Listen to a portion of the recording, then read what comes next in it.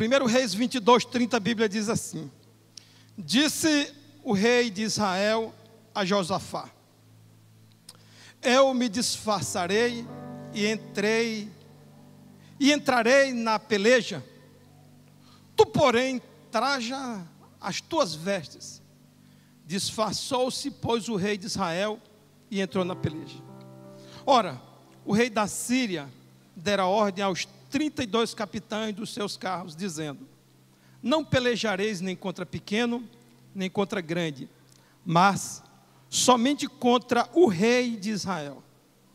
Vendo os capitães dos carros Josafá, disseram: certamente este é o rei de Israel.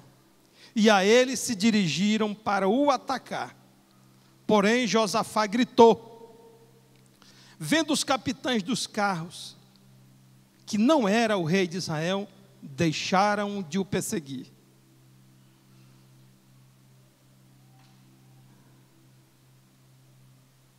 Então o homem entesou o arco e, atirando ao acaso, feriu o rei de Israel por entre as juntas da sua armadura. Então disse este ao seu cocheiro: vira e leva-me para fora do combate, porque estou gravemente ferido. A peleja tornou-se renhida naquele dia. Quanto ao rei, seguraram-no de pé no carro defronte dos sírios, mas à tarde morreu.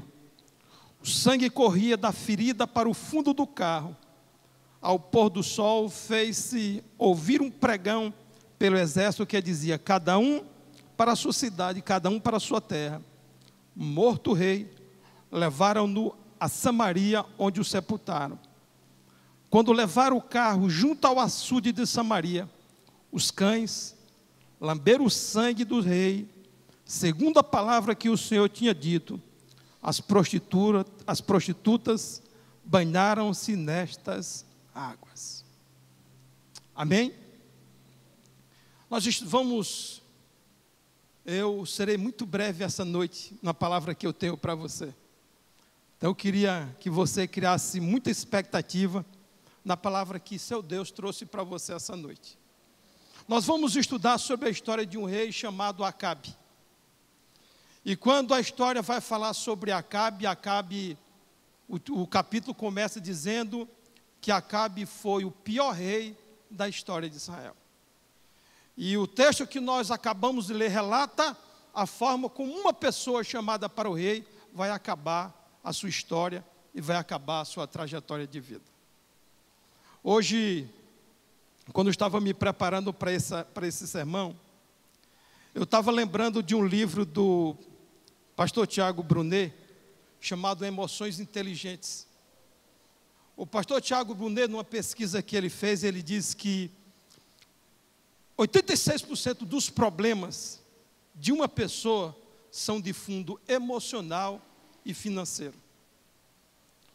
Segundo as pesquisas do pastor Tiago, ele diz que se a gente pega esse povo que está aqui, desse povo que está aqui, 86% dos problemas que nós temos são de ordem emocional e financeira. E ele vai dizer que os outros 14% são acidentes ou são problemas espirituais. E ele diz que desses 86% de fundo emocional, eles começam na infância. Porque as nossas emoções, eles são como uma esponja. Eles começam a receber e não tem filtro. E eles vão recebendo tudo o que acontece na nossa vida, gerando traumas, síndromes e complexos. E ele diz que os problemas financeiros, as pessoas não sabem lidar com dinheiro. Talvez você diga para mim: pastor, eu não sei lidar com a falta, com dinheiro eu sei. Pergunta para a pessoa que está até lá assim: é afim que Deus bota muito dinheiro na tua mão, né? Diga: chega e dê um sorriso na minha direção, quando eu disse que você está afim de Deus botar um monte de dinheiro na tua vida. Deu ou não deu um sorriso que você quer dinheiro? Claro que sim, irmão. Se tem uma coisa que a gente gosta, é de dinheiro. E se tem a promessa de Deus para a nossa vida, é que nós vamos ter para emprestar. Mas o pastor, ele disse que as pesquisas mostram que as pessoas não sabem lidar com dinheiro. Reparem vocês, A nossa geração ganha muito mais dinheiro do que a geração passada. No entanto, essa geração também vive no vermelho. A grande maioria das pessoas vivem no vermelho. E a grande pergunta é como resolver isso? Como resolver os nossos problemas emocionais, os nossos problemas financeiros? E aí ele começa a dar algumas ideias. Ele diz que a primeira coisa que todo líder precisa ter é um mentor. É um líder para aconselhá-lo. E ele vai dizer que a leitura em temas específicos vai nos ajudar a crescer. Porque nós somos a média das pessoas com quem convivemos e dos livros que lemos. Das participação nas palestras, dos seminários, nas conferências, nos treinamentos em inteligência emocional e financeira. Nós somos resultado dessas coisas. Se nós queremos crescer, nós somos resultado dessas coisas. E ele diz que uma das alternativas que nós temos para crescer é fazendo essas coisas, tendo um líder. Pergunta para a pessoa que está do teu lado, tu tem um líder? Tu gosta do teu líder? Pergunta. Tu gosta de ver o teu líder? Ou tu gosta de ver o teu líder bem distante de você? Tu quer? Pergunta com carinho assim, tu gosta do teu líder perto ou longe? Se você, olha só, diz para ele assim, se tu gosta do teu líder perto, mostra o que tu é. E se tu quer o teu líder longe, mostra a tua vida financeira como é. Porque quem não tem aconselhamento? O Christian Davi, ele, do final do ano passado para cá, eu faço o meu filho ler, porque eu preciso que ele cresça. E semana passada, eu estava dando um testemunho na célula, que ele leu a Bíblia todinha. E uma das coisas que as pessoas nos ensinam para ler, é ler sobre biografia. E no final do ano passado, ele leu a biografia de Einstein, com 780 páginas. Christian com 12 anos. Semana passada nós fomos numa livraria, eu e ele, eu comprei um livro para mim sobre a independência do Brasil, em 1808, para mim conhecer a história da minha nação. Porque nesse livro, o cara vai dizer que o Brasil tinha tudo para dar errado. Tudo para dar errado. De cada 10 pessoas no Brasil, de cada 3 pessoas no Brasil, somente dessas pessoas, de cada 3, a maioria era mulato, índio, e de cada 10, somente 1 sabia escrever. E aí a pergunta que se faz é como um país que tinha tudo para dar errado deu certo? Mas eu disse na célula, só tem um desafio. Quando a gente compara o Brasil com alguns países pobres, ele deu certo. Quando você compara ele aos Estados Unidos, que tem mais ou menos a idade de nascimento, de descobrimento, o PIB dos Estados Unidos é 12 vezes maior do que o Brasil. Com outro detalhe, eles já tiveram 74 pessoas que ganharam o prêmio Nobel e nós nunca ganhamos nenhum. E aí essa semana nós fomos ler, e aí eu fui comprar livro para mim, e eu fui para ele ler O Pequeno Príncipe. Ele já leu O Pequeno Príncipe essa semana. Com educação, com muita educação. Assim, dá uma ajeitada assim no teu sorriso. Dá um sorriso para a pessoa que está do teu lado assim. Pergunta para ele assim, tu lê? Tu gosta de ler? Já leu a Bíblia toda? Tu leu algum livro? Quantos livros você já leu na sua vida? Esteira, pastor? Vamos um que interessa. Bora, quer dinheiro.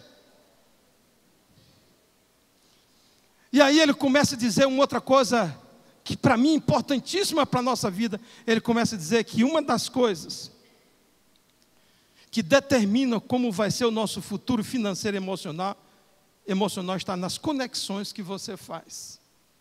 Eu, por exemplo, quando eu chego na igreja, eu costumo conhecer todo mundo. Você vai descobrir qual a importância de conhecer as pessoas. Prepara para o que vai acontecer hoje aqui. E ele disse que tem uma coisa que nós precisamos ter, é conexões. As pessoas com quem você se conecta, aquelas com quem você faz negócio ou se relaciona, determinam o seu destino. Principalmente financeiro e emocional. Como ele diz assim, como vou me conectar com pessoas melhores do que eu? Preciso me conectar com pessoas que ganham mais dinheiro do que eu. E ele diz assim, ó, aqueles que já chegaram ao lugar que você apenas sonha alcançar, essas pessoas não moram no bairro onde você mora. As pessoas que estão no grupo acima, as pessoas que estão acima, têm dificuldade para se relacionar com pessoas que estão nos grupos abaixo dela. E ele continua fazendo a pergunta, quais são as pessoas que te procuram? Você, nós que estamos aqui, quem são as pessoas que procuram você? Quem são os que te propõem negócio? Quem são as pessoas que te convidam para sair? São estas pessoas que você está atraindo na sua direção. Você sabia que se Pedro não tivesse conhecido Jesus, ele teria sido um pescador sem história. Então, saber com quem nós vamos conviver tem toda a importância na terra. As pessoas com quem você se conecta determinam como vão lembrar de você no futuro. Eu vou repetir. As pessoas com quem você se conecta determinam como vão lembrar de você no futuro. Conexões determinam destinos. Conexões são feitas por meio de padrão inconsciente do que você tem. Agora escuta isso, irmão. Você não é quem você pensa que você é. Você não é quem você pensa que você é. Você é o que as pessoas veem em você. Você é o que as pessoas interpretam de você. E se as pessoas veem você sempre mal, emocionalmente ou financeiramente, diz o pastor Tiago Brunet, essas pessoas entendem que essas pessoas são fracassadas. É o livro que sabe, não estou fazendo um resumo do livro. Agora imagine, já viu aquela história? As pessoas convidam alguém para tal lugar, e aí a pessoa fala assim, pastor, não vai dar, estou sem dinheiro, estou passando por um desafio. Ou então aquela pessoa que vive sempre no mesmo problema. Meu Deus, aquela pessoa sempre o mesmo problema, sempre do mesmo jeito, as mesmas confusões, nunca tem dinheiro para nada. Nunca pode, nunca dá. Como você gostaria de ser lembrado? Ou como você acha que as pessoas vão lembrar de você? E nós estamos diante de um texto, irmão, onde a Bíblia vai falar de um rei. Não vai falar de um cara qualquer, vai falar de um rei chamado Acabe. Acabe, ele vai ser levantado, Deus permitiu Acabe chegar ao trono. E a Bíblia diz que quando Acabe chega ao trono, a primeira coisa que ele faz, ele se casa. Tem uma coisa que nós precisamos aprender, porque o primeiro milagre que Jesus vai fazer, ele vai fazer num casamento, numa família. A Bíblia diz que ele foi convidado para um casamento, no Evangelho de João, no capítulo 2, a Bíblia diz que Jesus foi convidado para um casamento em Caná da Galileia. E quando ele chega no casamento, a Bíblia diz que vai faltar uma coisa chamada vinho para alegrar a festa. E quando acaba a festa, a mãe dele vai dizer para ele, filho, acabou o vinho. E ele vai transformar água em vinho.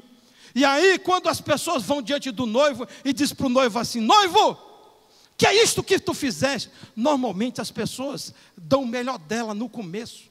Os casamentos são melhores no começo, mas no final é uma vergonha. As pessoas dizem namoro é bom no começo. Tudo é bom no começo.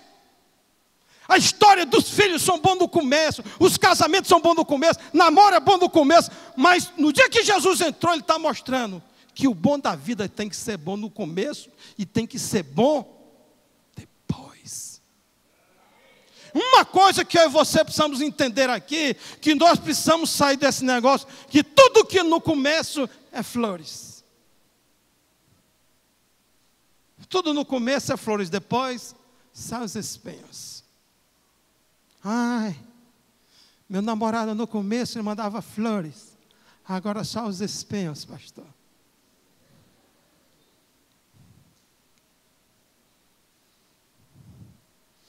E aí esse rapaz chamado Acabe, primeira coisa que ele faz, ele casa. E a Bíblia diz que ele vai casar e vai buscar uma menina numa terra distante.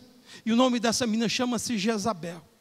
E quando ela vai, ela diz para os pais dela, porque ele foi casado para ajeitar um problema político, para ele ficar bom, para a situação de Israel ficar boa com relação para que não houvesse guerra, para que houvesse a economia dos países fluísse. E eles fizeram um acordo e ele decidiu casar com Jezabel. Jezabel disse, é o caso, só tem uma coisa.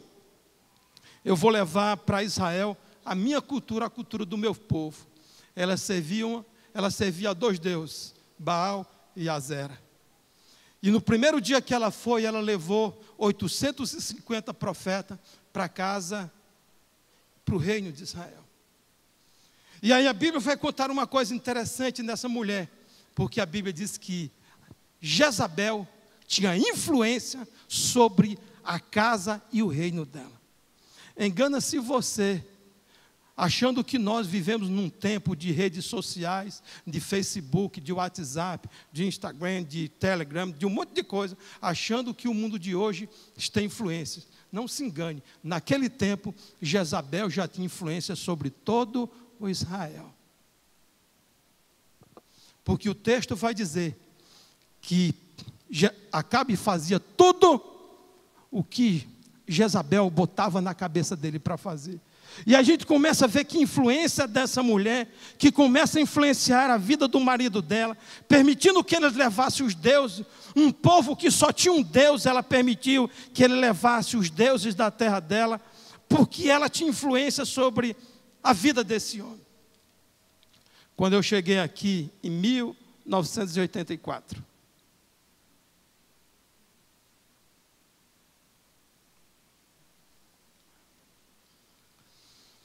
hoje eu estava pensando, quando eu cheguei aqui, antes de falar sobre quando eu cheguei aqui, sabe uma das coisas que mais me surpreende, que nos fazem parecer com Acabe? Olha aqui para mim, olha aqui para mim. Nós que estamos aqui dentro, você sabe onde é que a gente parece com Acabe? É que Acabe, ele vivia dentro de Israel. Ele viveu no tempo do profeta mais extraordinário que se falou na terra, que foi Elias.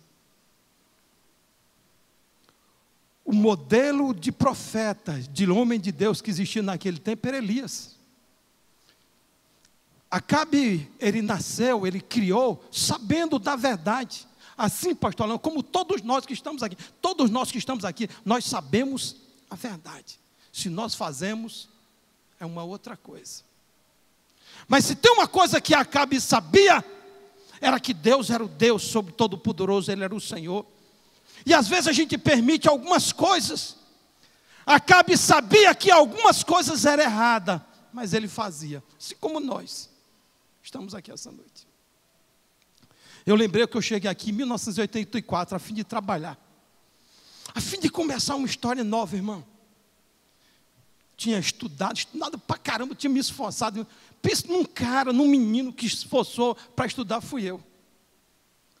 Primeiro, quando eu tinha 7 anos de idade, minha mãe, a gente morava a 12 quilômetros do sítio para a cidade. Minha mãe me acordava todo dia, 5h30 da manhã, a gente montava num jumento, eu e minha irmã Kátia, andávamos 2 horas de jumento para ir. Naquele tempo não tinha fogão a gás, minha mãe fazia lenha, fazia um ovo frito com farofa, a gente comia alguma coisa, e 2 quilômetros rumo à cidade. E aí, naquele tempo a minha escolinha já tinha um lanchezinho, comia uma rapadura, coisa assim. E aí acabava a aula, 11h30, meio-dia, 2 horas, solzão no Quengo de Djalma, ele e Kátia, para almoçar em casa, 2h30, 3 horas da tarde. Rapaz, eu lembrando, quando eu cheguei, eu disse, rapaz, eu me esforcei muito. E aí eu lembro que depois, quando eu já estava grandinho, eu fui morar na cidade. Aí foi um tempo bom, porque eu já não precisava me esforçar tanto para ir para a escola. E aí meus pais, com um monte de menino que tinha lá em casa, ele começou a vender leite. E os 12 quilômetros, todo dia eu ia buscar leite. 6 horas da manhã, eu nas perninhas. Tinha outro país, só eu tinha, mas quem ia era eu. E aí, veio um tempo de seca, acabou o leite. Aí meu pai me achou de me botar na emergência para trabalhar. Emergência, aquele povo que não tem o que trabalhar, vai para o sítio trabalhar, arrancar mata, fazer aquelas coisas. Eu ia. Digo, mas o povo gosta que eu trabalhe. E aí o meu pai mandou estudar numa cidade chamada Lagoa Seca.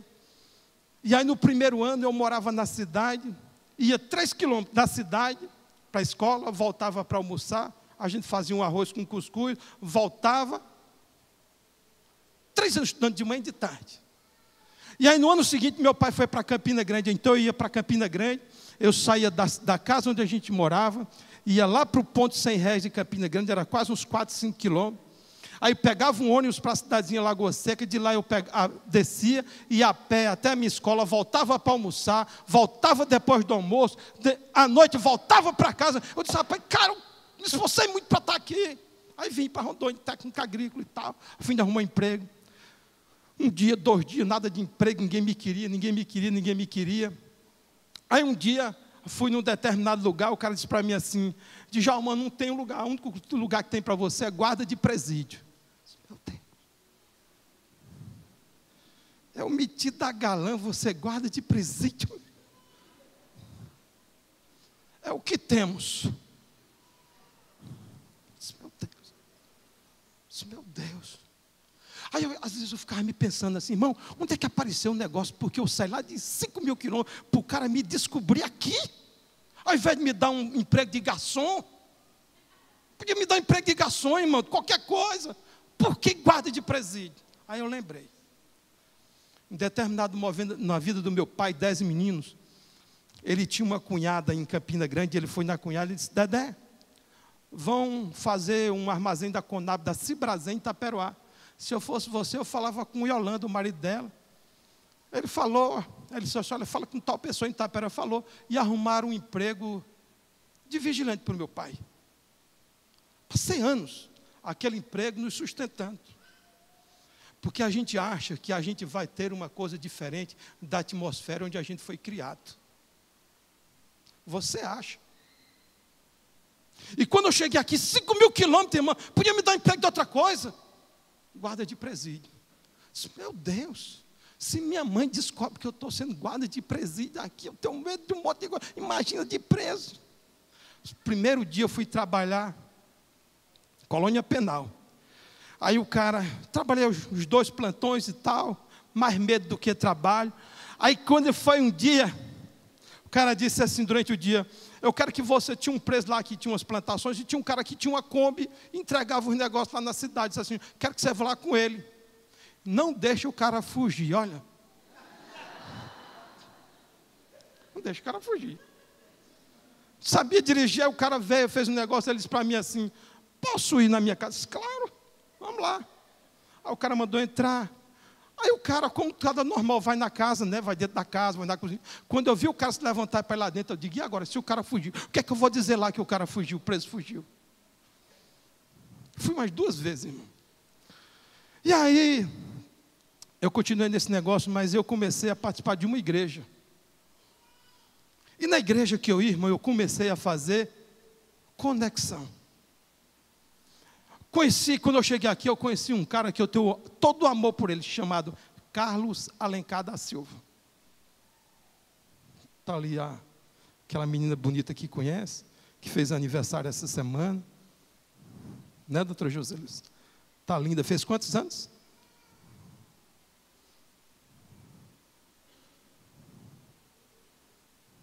Fez um bocado de aniversário. Ela está cada dia mais linda. Está ali ao lado da doutora José Luiz. E aí eu cheguei lá, comecei a conhecer esse cara chamado Carlos Alencar da Silva, e ele nunca tinha me visto, e foi com a minha cara, e eu gostava dele. E aí, irmão, tinha 3 caras nessa igreja, que um trabalhava na LAF, o Zafarma, chamado Luiz Rogério. Ele veio do Rio, menino novo. Ele tinha um Fusca. Tinha um outro chamado Wilson Vieira dos Santos. Ele trabalhava na Bic Proxiex. E tinha um outro chamado Ezequias Félix do Nascimento. Fiz amizade. E aí, eles diziam assim, Djalma, no dia que houver uma oportunidade, porque eles tudo tinham carro, eles viajavam, as empresas deles pagavam tudo para eles. Meu sonho é uma vida dessa. Não quero ser guarda de presídio, eu quero essa vida aí. E aí, amizade com os caras. O Ezequias Félix do Nascimento, ele dizia para mim assim: Djalma, fala até hoje, Djalma, será a frase dele: uma das grandes satisfações da minha vida, é tê-lo como meu amigo. E dava gargalhada, eu achava aquilo bonito. Primeira oportunidade que teve, irmão, não deu outra. Esse Djalma, tem um cara aí, tal lugar, e vai lá, eu fiz o teste e passei. E aí comecei a trabalhar, e teve um cara da empresa que estava há mais tempo, chamado Ledson José Ramos Martins. E comecei a trabalhar com o Ledson. Ia com ele, né? Ele tinha carro, eu não tinha. E eu lembro, tem aquela praça aqui invadiram agora, que está cheia de camelô. Um dia eu estava passando com ele com as nossas pastas, naquela rua, quando eu vejo um cara: oi, Brasil! Eles me chamavam de Brasil, eu como guarda: oi, Brasil! Oi! Aí o Ledson caiu na besteira e perguntar: quem é? Olha, que as pessoas sempre querem saber quem são os nossos amigos. O cara disse: oi, Brasil, oi! Ele disse: quem é? Eu disse: um preso. Tá bom, passamos lá na frente: oi, Brasil, oi! Disse: quem é? Um preso. Disse: rapaz, tu só conhece preso. Ou não? Passava de 8 horas da manhã, almoçava lá até a noite. Passava o dia, eu conhecia quem? O meu ambiente era aquele. Daqui a pouco eu já estava até com vergonha de dizer para ele, porque toda vez ele dizia para mim assim: cara, o cara só visitava médico, meu irmão. O médico passava na rua e falava: olha, Edson. E às vezes a gente quer fazer algumas colheitas diferentes daquilo que a gente está acostumado. E a gente não se esforça para nada. A gente vem numa igreja, a gente tem dificuldade de fazer amigos, de se relacionar com pessoas. Quem sabe se Deus não quer usar uma pessoa que está aqui essa noite para mudar a tua sorte? E aí, irmão, foi através desses caras que o mundo se abriu na minha direção. Está ali, ó. José Lúcio Dantas Mota, essa médica que eu visito desde 1986, quando o mundo abriu na minha direção. E aí eu olho para a minha vida e digo: meu Deus, como é que alguém me descobre em Porto Velho, irmão, que eu sou filho de um vigilante? Como é que pode?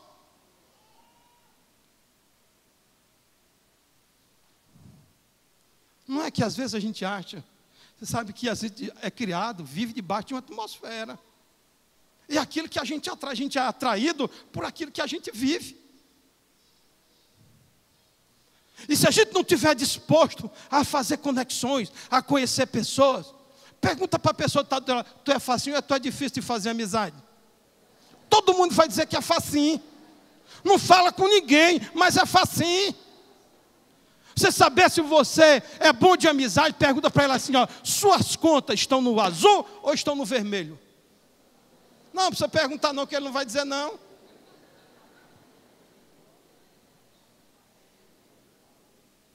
E aí esse rapaz chamado Acabe, ele governou Israel durante 22 anos.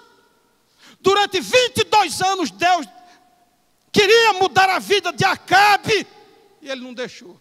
Talvez quantos anos nós estamos aqui dentro dessa igreja, e Deus querendo mudar a nossa sorte, e a gente não deixa. Olha só o que vai acontecer. Diz para a pessoa que está do teu lado: te prepara que o negócio vai começar agora.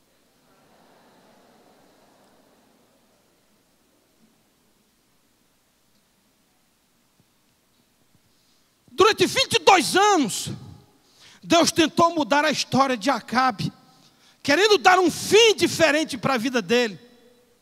E a Bíblia vai dizer que porque Acabe tinha um comportamento tão nocivo contra Deus, que a mulher dele tinha contra Deus, a Bíblia diz que veio uma seca durante 3 anos e 6 meses, que não chovia em Israel. Quando passou 3 anos e 6 meses, a Bíblia diz que Elias vem na direção de Acabe e diz: junta todos os profetas da tua mulher e leva lá para o Monte Carmelo, que hoje vai acontecer um mover sobrenatural naquele lugar. E a Bíblia diz que todo Israel foi para o Carmelo. E quando Elias chegou lá, ele disse para Acabe: Acabe, chama todos os profetas da tua mulher, prepara 2 bois aqui. Esse boi aqui vocês vão colocar sobre a lenha, coloque do jeito que vocês quiserem. Esse boi aqui é meu. E esse boi aqui Os 850 profetas, vocês vão pedir fogo, vocês vão preparar o boi em cima dessa fogueira, e quando tiver preparado, vocês vão dizer assim: Baal, Azera, manda fogo, e virá fogo sobre esse boi. E esse aqui é um boi que eu vou clamar ao Deus de Israel. E aí a Bíblia diz que os profetas de Baal prepararam aquele boi, e eles começaram a clamar de manhã até meio-dia. E a Bíblia diz que chegou um momento que eles estavam tão desesperados, que a Bíblia diz que eles pegavam lancetas e se cortavam, se furavam, diziam assim: Baal, manda fogo. E aí Elias começou a dizer, depois de meio-dia: fale mais alto, pode ser que ele esteja dormindo, pode ser que ele esteja fazendo alguma coisa. E não apareceu fogo. Depois Elias disse para o povo dele assim: prepara a fogueira.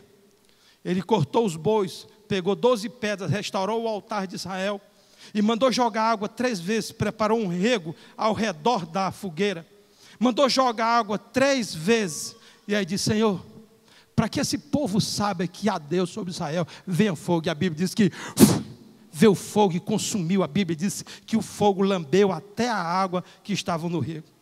Quando veio o fogo, Elias disse para o povo assim: agora eu quero que vocês peguem os profetas de Baal e matem todos. Todos os 850 foram mortos. A Bíblia diz que Elias disse para Acabe: monta no teu carro e corre, porque vem chuva. E quando se olharam para o céu, irmão, não tinha uma única nuvem. A Bíblia diz que Elias, ele vai orar com o seu moço 7 vezes. E nas 6 vezes que ele orava, ele dizia assim: Senhor, manda chuva. E ele perguntava para o moço: tem algum sinal de chuva? Ele disse: nenhum. Na última vez ele disse: Senhor, tem uma nuvem do tamanho da palma de um homem. E a Bíblia diz: corre, porque vem chuva. Em questões de segundo tempo, foi tomado, veio água. E a Bíblia diz que Elias correu mais rápido do que os cavalos que Acabe estava montado. Agora, irmão, imagina vendo uma coisa extraordinária dessa acontecer, se não era para Acabe ter mudado. Agora, mas diz você, quantas coisas extraordinárias já aconteceu com você dentro dessa igreja? Quantas coisas extraordinárias já aconteceu com você aqui dentro? Já aconteceram na sua célula. E isso não foi suficiente para a mudança. E aí vai acontecer uma outra coisa desafiadora em Israel. Porque a Bíblia diz que Acabe, ele, ao lado do palácio, tinha um rapaz que tinha uma vinha, um cara chamado Nabote. Ele vai na direção de Nabote e diz para Nabote: Nabote, eu quero que tu me vendas o teu terreno, porque eu quero fazer uma horta. Nabote disse: eu não vou vender não. Essa vinha é de família, pertenceu às minhas gerações. Isso aqui foi do meu tataravô, bisavô, outro vô. Isso aqui foi do meu pai. Aqui é minha, eu vou dar para o meu filho que vai ser. Isso aqui será de gerações. A Bíblia diz que Acabe ficou entristecido e foi para casa desanimado. Assim como acontece conosco, pastor Alain. Um dia, quando Deus não nos dá alguma coisa, a gente vai para casa decepcionado. E aí, quando ele chega em casa decepcionado, triste, porque o Acabe não queria vender o que era dele, a sua esposa Jezabel chega para ele e diz assim: amor, por que você está assim? Porque eu fui comprar a vinha de Nabote. Eu disse para ele que eu pagava e dava um outro, até melhor. Ele disse que não vende. Ele disse: não tem problema não, eu te dou. E a Bíblia diz que Acabe ficou lá na dele. Daqui a pouco Jezabel começou a mandar carta para todo lado, mandou carta para cá, mandou levar Nabote para algum lugar e matou Nabote e toda a família dele. E aí ele chega, quando a família de Nabote estava toda morta, a esposa, os filhos, ele disse para Acabe: Acabe, toma conta da vinha, porque a vinha é tua. Sabe o que Acabe fez? Não quis nem saber. Tomou conta da vinha dele e ficou feliz da vida. Deus, quando viu isso, irmão, foi lá e liberou um decreto que ia acontecer com a vida de Acabe por ele ser. Você sabe como algumas pessoas na Bíblia são conhecidas? Na Bíblia tem gente que é conhecido pela fé. Outros são conhecidos pela força. Outros são conhecidos pela inteligência, pela sabedoria. Acabe vai ser conhecido como frouxo e mandado pela mulher. Deixa eu fazer uma pergunta para você. Como você é conhecido? Hein? como você é conhecido. No final do ano passado, eu estava contando para o Rony e para a Márcia, os pais da Valentina, que quando eu morava em Campina Grande, e aí eu comecei a jogar no time de futebol lá em Campina Grande, Davi. Aí estou lá jogando no time de futebol, e aí um dia disseram assim, olha, Djalma, convidaram a gente para jogar lá na tua cidade, num domingo. Opa, bora. E aí a gente tinha um time bom e fomos jogar lá. E aí, irmão, estamos lá jogando e tal. E eu lembrei porque agora nessas férias de janeiro, eu estava com meu pai, e o freio de mão da caminhonete dele não estava boa. Eu disse, pai, vamos numa oficina arrumar o freio de mão. E aí deixamos uma oficina para arrumar, e aí saímos de lá. Aí nós dissemos para o cara, às 11 horas a gente volta para pegar. E aí pegamos um Uber. E aí quando estamos dentro do Uber, perguntamos para o cara, de onde você é? Ah, sou de tal lugar. Eu disse para ele, nós somos de Itaperoá. Ele disse, eu tenho um primo em Itaperoá. Quem é o seu primo? Tal pessoa. Eu disse, eu conheço tal pessoa. Foi aí que eu lembrei do cara. Aí eu jogava futebol, irmão, e fui lá jogar, né? As coxas toda aprumada, atleta e tal. E aí os caras passaram a bola para mim. Na primeira bola que passaram para mim, esse cara gritou, ei, Djalma, vai pegar a lavagem da casa de Dona Maria. Quando eu era pequeno, irmão, já grandinho. Aí minha mãe e meu pai se fizeram de tudo para vir cuidar dos filhos dela, irmão. E aí minha mãe sempre tinha um porquinho lá, que ela dava comida e tal. Mas dava comida naquele sistema assim, ó. Pegava os mais velhos para pegar comida, aquelas restos de comida da casa dos outros. Que lá na Paraíba chama de lavagem. E aí minha avó morava lá do outro lado. E a gente pensa que ninguém vê a gente. O cabo me via vindo com uma lata de lavagem na mão para o povo comer. Aí quando eu estou jogando, ele vem dizer assim, parabéns, Djalma. Aí o cabo lembrou. Depois de alguns anos ele gritou. De lá, eu pegava na bola, o cara gritava, ei, Djalma, vai pegar a lavagem da casa da Dona Maria. Aí, irmão, para mim não teve mais futebol, irmão. Não teve mais futebol. Eu pegava na bola, o cara gritava, ei, Djalma. Tem uma coisa desafiadora, irmão, é quando as pessoas te humilham. O que disseram para você quando você era pequeno, irmão? Que mexe tanto conosco, comigo e com você, que nos fazem ser como nós somos hoje. Pegava na bola, pastor Sebastião, o cabo gritava. Sabe aqueles caras que tem a voz bem alta que dá para ouvir o campo todinho? Ei, Djalma, vai buscar a lavagem da casa da Dona Maria. Meu Deus, acabou com a minha vida. Craque desse, meu irmão, acabou o craque, acabou a bola, acabou tudo. Porque na minha cabeça só vi o cabo me dizendo assim.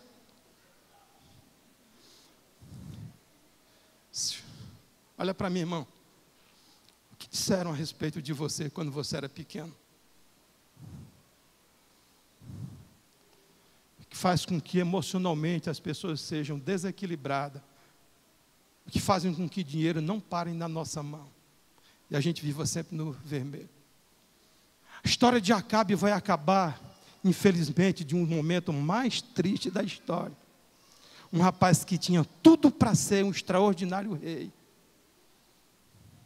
Tinha tudo para ser um rei extraordinário. Durante 22 anos, Deus tentou mudar a vida de Acabe. Tem um momento da vida que ele ainda vai chamar Elias de perturbador de Israel.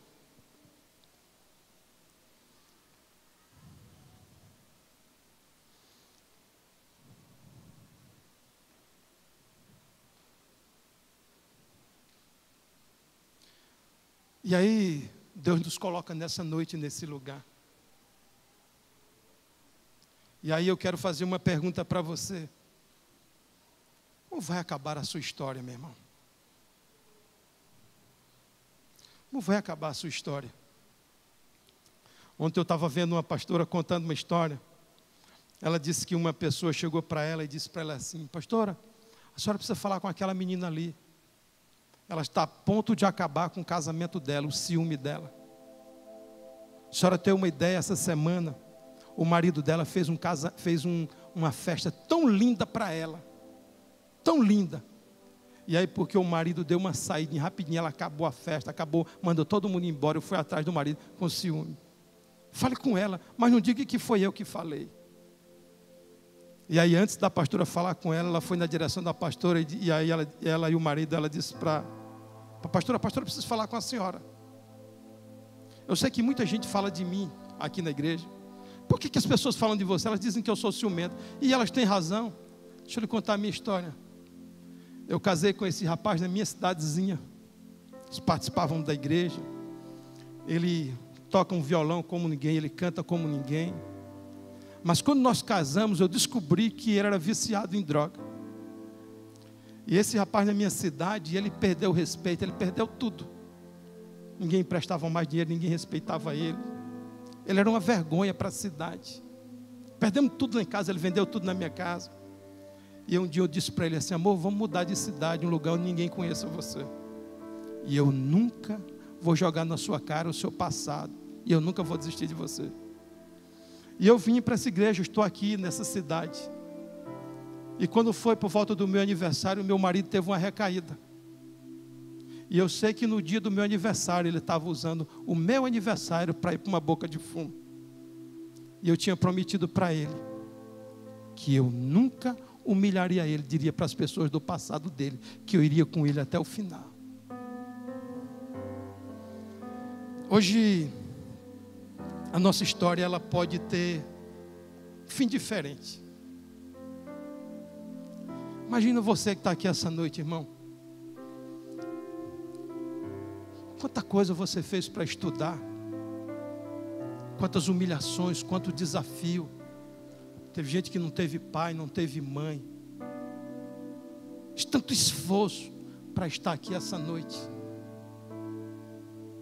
Queria que você fechasse os teus olhos nessa noite. Queria que toda a igreja fechasse os seus olhos. E eu queria que você lembrasse de você. As lutas. Queria que você lembrasse dos esforços que você fez para estudar.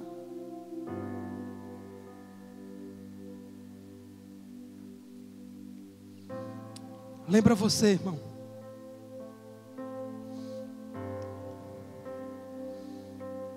Tanto esforço você fez. Talvez pessoas estão aqui, tiveram que fazer faculdade.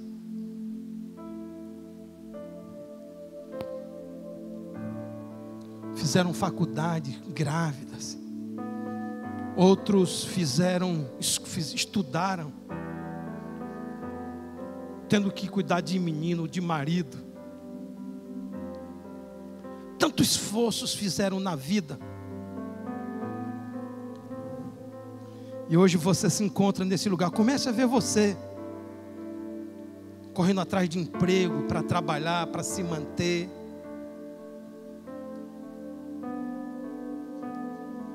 E hoje você chegou um momento da sua vida e você não vai se contentar com qualquer coisa. Chegou no momento da igreja que você olha para a tua vida e você não vai deixar a sua vida acabar desse jeito. Acabe teve tantas oportunidades na vida, 22 anos da vida dele, Deus deu dando oportunidade para Acabe. Você está aqui essa noite. Quantas oportunidades Deus deu para você? Essa noite você vai se levantar. Você vai retomar a sua vida. Sua vida vai ter um final diferente. Você não vai deixar as humilhações, os traumas acabar com a sua vida. Você vai se levantar hoje e dizer: Senhor, a minha vida, o preço que foi pago pela minha vida foi a morte de um Deus. Um Deus precisou morrer para me dar vida. Mas uma vida medíocre, uma vida miserável, eu não vou ter. Eu vou me levantar, meu Deus, para viver os meus melhores dias. Levanta a tua voz, mulher. Fala com Deus, diz: Deus, eu não vou viver. Eu não vou ter um fim. Eu vou ter uma história.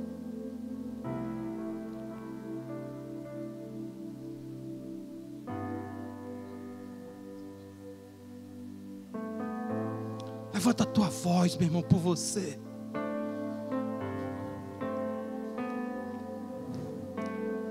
Olha quanta coisa Deus tem preparado para você. Olha quanta bênção Deus tem preparado para a tua vida. Que amor é esse, Senhor?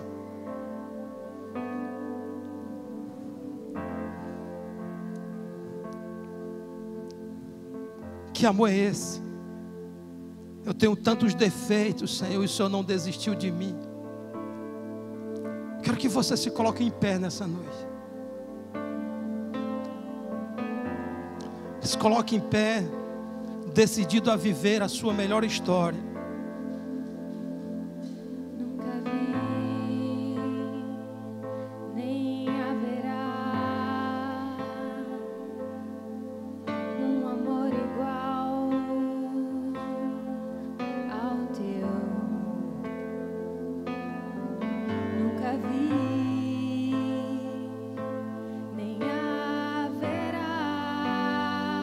Feche os teus olhos, irmão. Amor, Começa vendo Deus como o amor do nosso Deus. pegando a tua vida. Começa a ver Ele indo no Calvário por você. O próprio Deus morrendo por você. Ele acredita que vai valer a pena. Inexplicável é o seu amor. Nunca vi, nem haverá um amor igual ao teu. Amor de Deus, que amor é esse? Que amor é esse? Há tantos defeitos em mim, mas me amas mesmo assim. Amor incondicional, amor de Deus. Que amor é esse?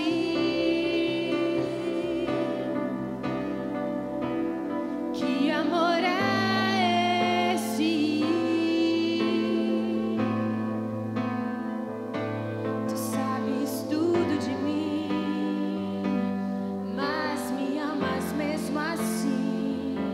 Amor incondicional, amor de Deus.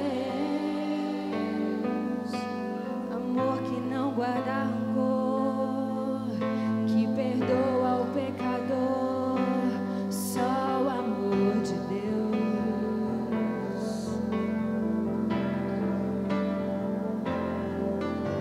Amor que eu desconheço, que pagou um alto preço por nos amar.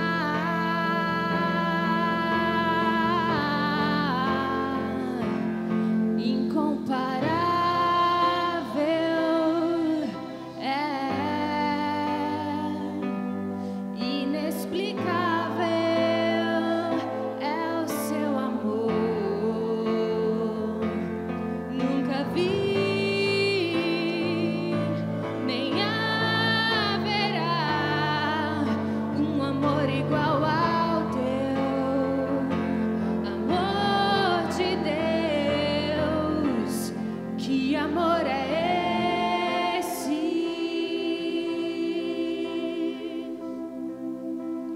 Que amor é esse? Há tantos defeitos em mim, mas me amas mesmo assim. Amor incondicional, amor de Deus. Que amor é esse?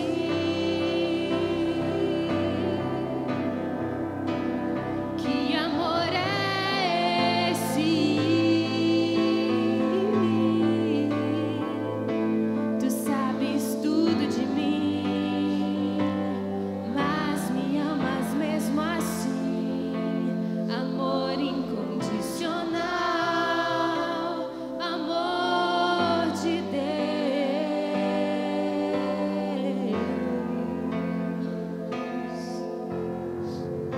Obrigado, Bia. Você é um diamante, Beatriz. Igreja, passar pelo que passamos,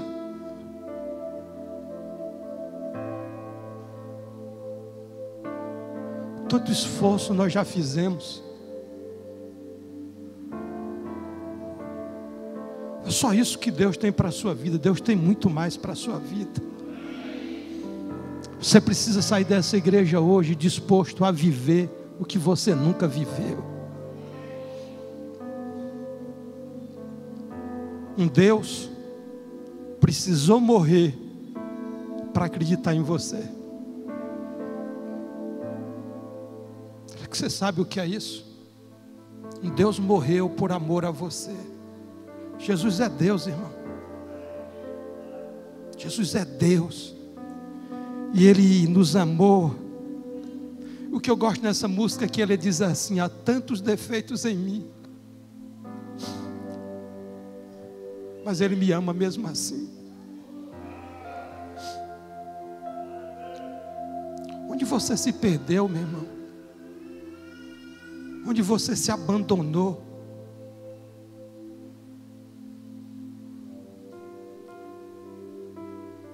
Quando você sair dessa igreja hoje, lembre tantos esforços que você já fez.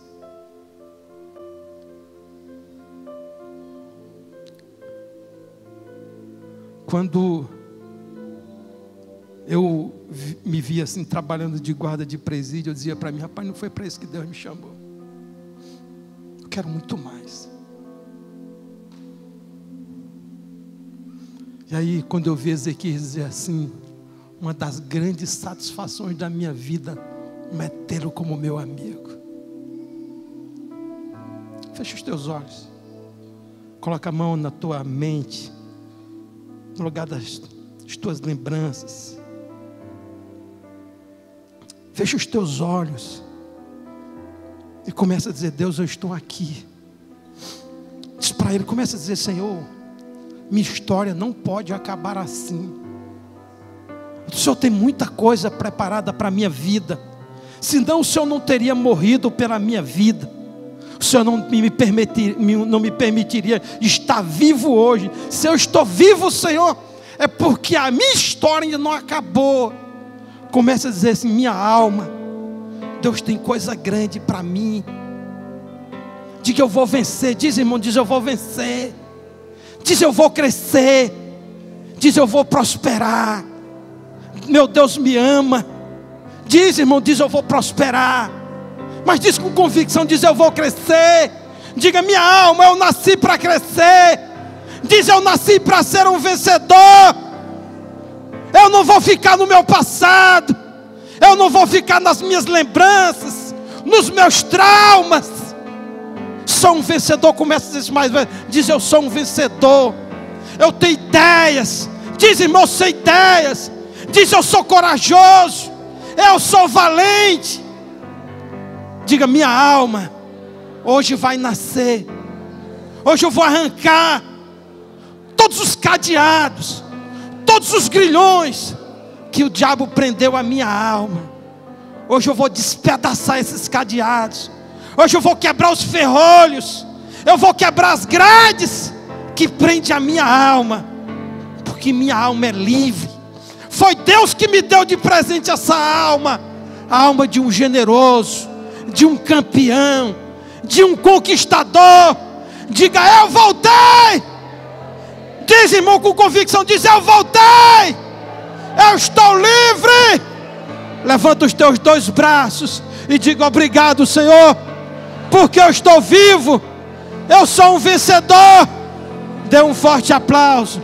Forte mesmo aquele aplauso, aquele que vive e reina.